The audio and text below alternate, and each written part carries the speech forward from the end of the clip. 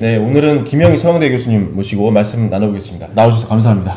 고맙습니다. 네. 예. 이제 물가 상승 얘기 먼저 여쭈려고 하는데요. 과거에도 사실 QE로 돈을 굉장히 많이 풀지 않았습니까? 예. 진짜 많이 풀었는데 아무리 풀어도 뭐 디플레 걱정을 했지 우리가 인플레 걱정을 안 했습니다. 예. 그리고 뭐 쿠팡이나 아마존 같은 혁신 기업이 오히려 서비스 가격을 떨어뜨리고 경쟁을 통해서 예. 그래서 아 정말 새로운 이제 논리가 성립을 했구나. 돈을 예. 많이 풀어도 예. 이제 인플레는 오지 않는다. 예. 완전히 새로운 경제다 이런 얘기가 왔는데 지금은 이제 인플레가 정말 너무너무 심하거든요. 예. 도대체 어떤 상황이 바뀌었길래 이렇게 달라진 것인지 좀 궁금하네요. 뭐 유통혁신이 계속 물가상 안정 요인은 앞으로도 작용할 것 같은데요. 예, 그런데 그렇게 미국이 과거에는 돈을 많이 풀었는데 물가가 안 오르는 것은 미국이 푼 돈을 중국이 흡수를 해줬거든요. 예를 들어서 2001년 중국이 세계 무역기구에 가입하면서 작년까지 중국이 미국하고 교역해서 5조 8천억 달러 무역수 적자를 냈어요. 네. 이거는 미국이 발행한 통화를 중국이 5조 8천억을 흡수해줬다는 거죠.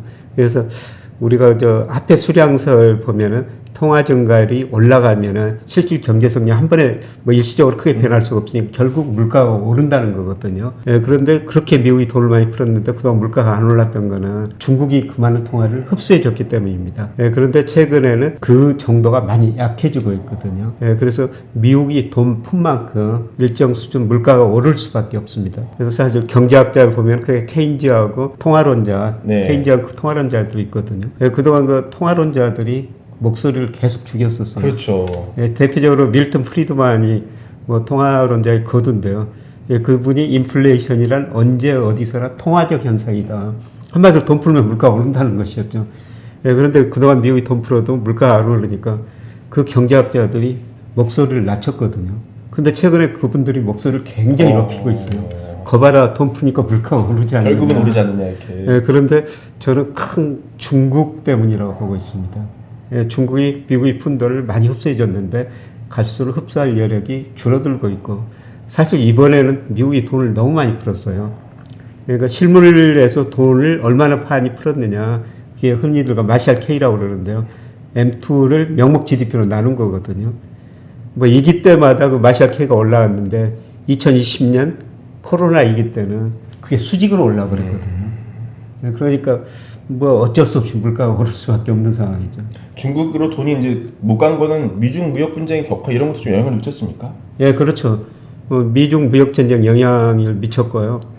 또 트럼프 정부 때 중국에 많은 관세를 부과했지 않습니까? 아직도 뭐 미국의 무역수 적자는 계속 늘어나고 있는 추세인데요. 예, 그래도 과거처럼 그 많이 풀었던 돈을 중국이 그렇게 많이 흡수하지는 못하고 있는 것 같습니다. 그 교수님의 최근 이제 비율을 보면은 여전히 위기라고 지금 상황을 진단하고 계시는데요. 사실 이제 그 이제 지난 10년간 이제 서학개미라고 부르는 이제 미국 증시에 투자하는 분들을 보면은 10년간은 정말 해피했거든요. 예. 정말 언제 들어갔어도 무조건 이제 먹었던 그런 자산이었거든요. 그것도 굉장히 높은 수익률을 주는 안전자산. 이에 반해서 한국 코스피는 뭐 계속 뭐 올라갔다 기었다 하니까 정말 이거 재미없는 그런 시장이었고요. 근데 이런 10년간의 경험이 있었기 때문에 아마도 코로나19 때도 나스닥이 이제 떨어졌다가 바로 이제 V자로 더 올라가야 되지 않았습니까? 그러니까 아마도 지금 좀 나스닥 조정을 받고 있지만 그때처럼 다시 극복하고 다시 팍 오를 것이다 이렇게 생각할 수가 있는데요. 투자자분들이 어떻게 좀 생각하시는지 궁금하네요. 네, 저는 미국 주가 거품이 이제 꺼지기 시작했다. 이제 시작했다. 네. 조금 더 올라갈 여지가 있지만은 저는 내년 상반기에 한 단계 더 떨어지리라고 보고 있습니다. 네.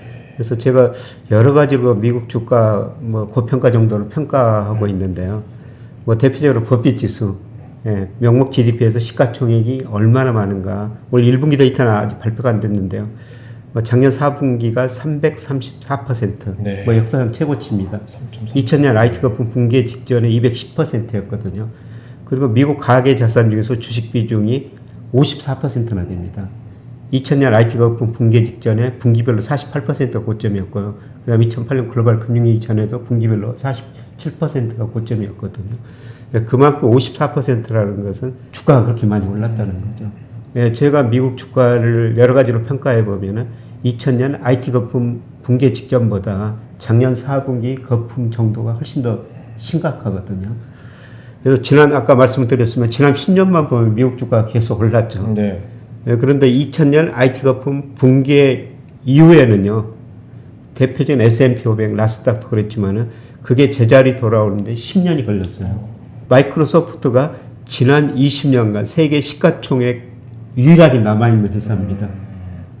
그 마이크로소프트도 제자리 돌아오기 위해서는 무려 10년이 걸렸어요. 그 좋은 회사도. 그런데 제가 보기에는 그때보다도 지금 거품이 작년 말 기준으로 더 심각했다는 거죠. 그래서 거품이 많이 좀 해소되고 있는 과정입니다만은 좀 반등을 하리라고 보는데, 네. 저는 내년에 미국 주택가격 거품이 붕괴되면서 미국 소비 심리가 더 이식되면서 소비 중심으로 미국 경기가 침체에 빠질 수가 있다고 보고 있습니다. 그러면은 경기가 나쁘면 기술주들은 한 번 더 하락할 수가 있죠. 그래서 뭐 아직은 저점이 아니다. 예, 그렇게 보고 있습니다. 그 역사적으로 버핏 지수는 에버리지가 어느 정도입니까? 2000 이후 장기 평균이 180%였어요. 180인가요? 예. 네. 근데 작년 말에 334%까지 올라갔으니까 뭐 평균보다도 훨씬 높은 수준이었죠. 그럼 지금 GDP를 감안하면은 180을 치면은 어느 정도 지수가 좀 나오나요? 180 치면 뭐 주가가 반토막이 나요. 네, 그래서 이미 저 나스닥은 한 30% 떨어졌고, 네. 뭐 그거로 보면은 한 20%더 떨어질 여지도 있다는 겁니다. 예. 그러면 지금 이제 12,000 조금 아래인데 만을 내려갈 가능성도 좀 있네요. 예, 저는 내년 상반기에 10,000 밑으로 떨어지리라 보고 있고요. 예, 그 다음에 S&P 500 지수도 현재 수준에 비해서는 한 3,850 정도가 제가 여러 가지 기업식 경제 변수로 평가하니까 적정 수준이거든요. 얼마 전에 그 3,810까지 뭐 떨어졌다가 지금 4,000 약간 넘은 수준인데요. 예, 저는 뭐 3,500, 3,300 정도까지도 S&P 500도 떨어질 수 있다. 앞으로 10%, 15%는 더 떨어질 수 있다. 저점이 아직은 아니라는 거고요.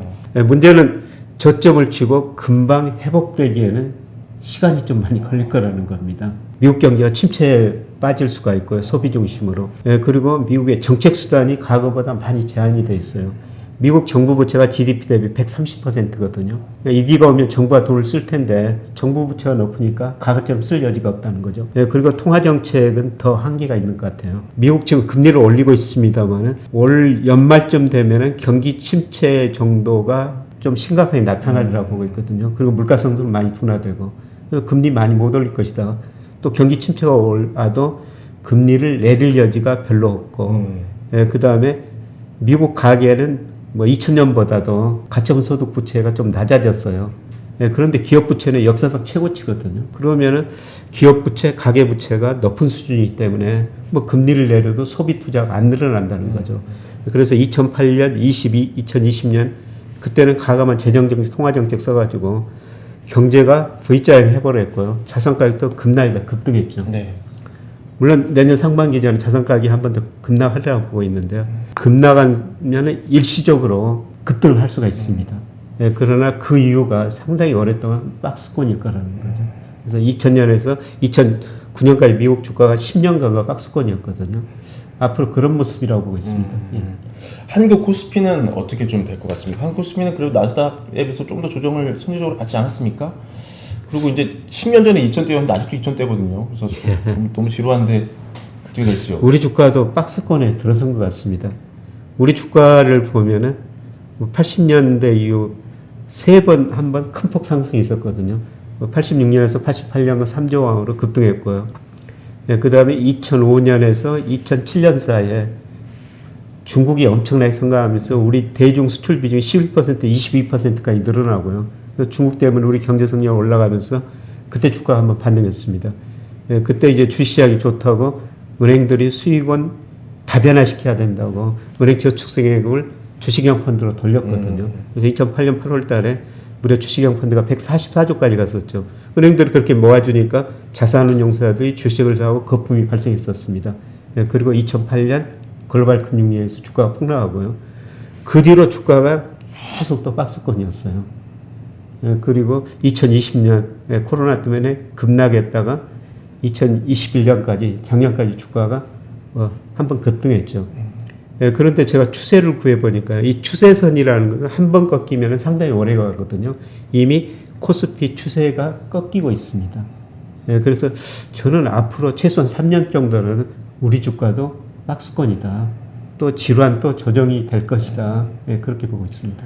그래도 이제 그 과거에 비해서는 우리 GDP가 좀 올라왔으니까요. 이 새로운 지금 형태에서 박스를 친다면 이제 상단 하단을 좀 어느 정도 봐야 될지 좀 궁금하네요. 네, 박스 상단은 계속 올라가고 있죠. 그래서 88년 주가 지수가 1000 넘었다가 한 10년간 500에서 1000박스권 모이다가 그 다음에 또 2000을 돌파했다가 2000에서 2300 계속 박스권 모였거든요. 저는 앞으로 박스권 보면은 뭐 2600에서 2900 사이 조금 넓게 보면 3000까지도 볼 수가 있는데요. 한번 2600에서 3000 이 박스권이라고 보고 있습니다.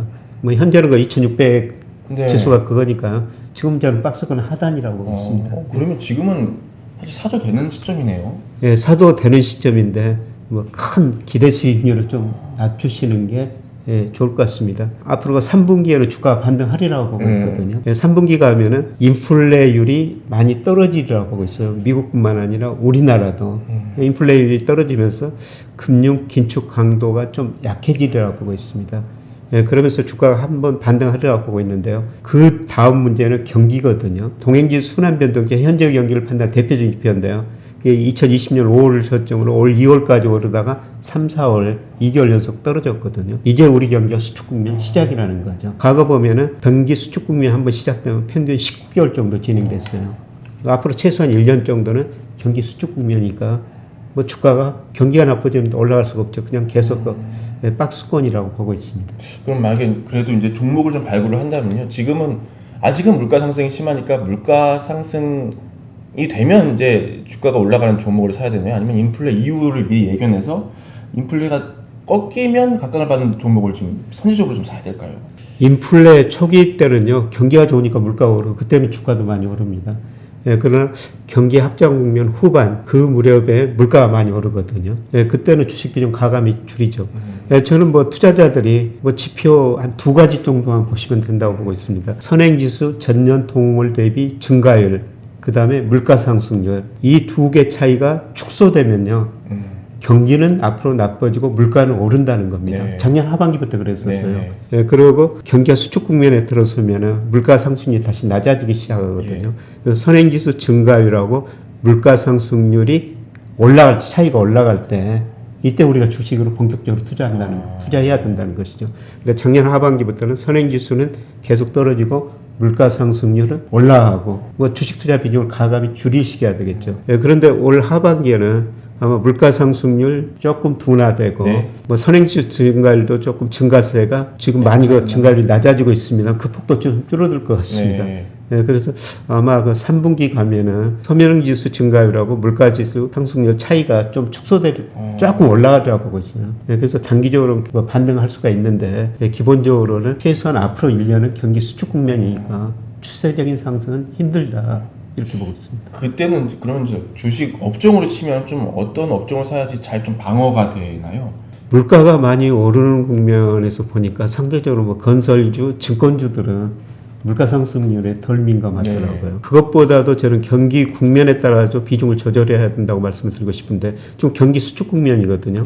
선행지수, 동행지수가 하락하는 국면이에요. 막 접어든 거죠. 이제. 이게 하락할 때는 가장 그 경기에 비탄력적인 종목들이 통신주하고 전기가스 이런 것들이에요. 네, 그래서 아마 제가 뭐 지난번에 나올 때도 배당 투자는 하셔야 됩니다. KT 같은 주식은 가지고 계셔야 됩니다. 이런 말씀을 드렸는데 사실 올해 코스피가 10% 이상 떨어졌는데요. 이 KT라는 주식은 20% 이상 올라버렸거든요. 그래서 제가 방송에서 가끔 이런 말씀을 드리니까 KT 지금도 사도 되냐. 이렇게 물어보신 분들이 많은데요. 뭐 지금은 뭐 적극적으로 투자하라고 말씀드리기는 뭐 20% 올라버렸으니까 뭐 그렇게 적극적으로 사시라고 말씀드리기는 좀 힘든데 뭐 그럼에도 불구하고 뭐 배당 투자는 꼭 하셔야 된다고 생각하기 때문에 우리가 은행에다 적금 들고 있지 않습니까? 그런 식으로 KT 같은 배당 높은 주식은 이런 경기 수축 국면에 계속 좀 사셔야 되고요. 그리고 제가 더 적극적으로 권유하신 거는 지금은 주식 비중이 이미 많이 줄여줬으면 좋고 앞으로 좀 반등할 때 더 줄이고요. 앞으로 1년 정도는 저는 채권 투자를 하셔야 된다고 생각합니다. 내년 경기가 둔화되면은 채권 수익률이 떨어질 수밖에 없습니다. 만기가 긴 채권부터, 특히 10년 국제 수익률부터. 저는 조만간 10년 국제 수익률이 다시 떨어지리라고 보고 있습니다. 그래서 채권 투자를 하셔야 된다고 그렇게 보고 있는데요. 근데 우리 가계 자산 중에서 보니까 뭐 43%가 주로 은행에 있고요. 30%는 보험 및 연금에 들어있고 주식이 한 23%, 채권은 2.3%밖에 안 돼요. 저는 채권 비중이 너무 낮다고 생각하고 있거든요. 채권은 근데 이게 보통 보험사에서 자산운용하는 분들이나 하는 거라고 생각을 할 것 같아요, 사람들이. 예, 사실 저 채권 매매는 주식보다는 훨씬 어렵습니다. 예, 증권회사에도 맡겨도 뭐 쉽게 사고 팔기가 쉽지 않고요. 예. 그냥 채권형 펀드 가입하시면 저는 될 거라고 보고 있고요. 뭐 저는 개인적으로 채권 ETF가 채권 있어요. ETF 예, 많죠. 예. 근데 문제는 그게 거래가 거의 안 됩니다. 그렇군요. 예, 그리고 주식 투자하시는 분들은 채권 투자하면 상당히 답답하실 겁니다. 예. 뭐 주식이 어떤 때는 하루에 뭐 5% 오를 그렇죠. 수 있고 그렇지만 이 채권이라는 게 가격 변동이 매일 보면은 거의 미미하거든요. 예, 그런데 저는 지금은 채권 투자를 많이 하셨다가 내년 경기가 둔화되고 주가가 여기서 한 단계 더 떨어지리라고 보고 있습니다. 주가 지수가 얼마까지 떨어질 것인가 그거는 잘 모르는데요. 얼마 전에 그 매일경제신문에서 구체적으로 수치를 좀 이야기하라고 합니다. 항상 저 그게 제일 궁금한 거라서. 예. 예, 그래서 뭐 2200 떨어질 수 있습니다. 그랬더니 또 그거를 기사로 내가지고 또 거기까지 안 떨어지고. 예, 그런데 저는 내년 뭐 상반기에 주가가 지금 수준보다 한 단계 더 떨어지리라고 보고 있습니다. 예. 근데 그러니까 2,600이랑 3,000, 2,900 정도는 박스권인데 일시적으로 이제 예. 이탈할 수 있다는 것이죠. 일시적 이탈이죠. 예, 예, 예. 그 진짜 2,000 초반까지 가면 그때는 바이를 해야겠네요. 가감히 주식 늘려야 예. 되죠. 예. 그래서 그런 기회가 내년 상반기 한번 올 수 있다고 보고 있습니다.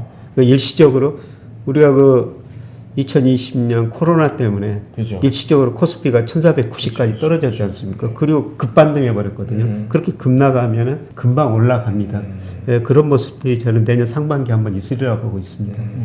그런데 이제 급락할 때요. 저도 이제 그때 이제 겪어봤는데 이 급락하니까 너무 무서워가지고요. 막 한가도 치고 막 그러잖아요. 개별 정보 가면은 도저히 이제 살 수가 없더라고요. 어떨 때 어떤 기준으로 좀 이때 사야 되는지 과감하게. 뭐 주가지수 장기 추세선을 구하거든요. 그 추세선이 지금 2,910 정도 되는데요. 지금 주가가 한 8% 정도 추세선 밑에 있어요. 근데 추세선에서 15%, 20% 정도 벗어나면은 그때는 저는 무조건 가감히 주식을 삽니다. 그때 어떻게 사시나요? ETF를 사시나요? 네, 저는 ETF 사고요. 뭐 증권회사 떠난 지 오래돼가지고 제가 종목은 잘 모르기 때문에 뭐 ETF 아니면 삼성전자 같은 주식이죠. 대표 주식을. 삼성전자 주식은 거의 주가지수하고 같은 방향으로 움직이니까요. 예. 지금 삼성전자가 지금 뭐 9만 전자 갔다가 지금 이제 6만 전자인데요.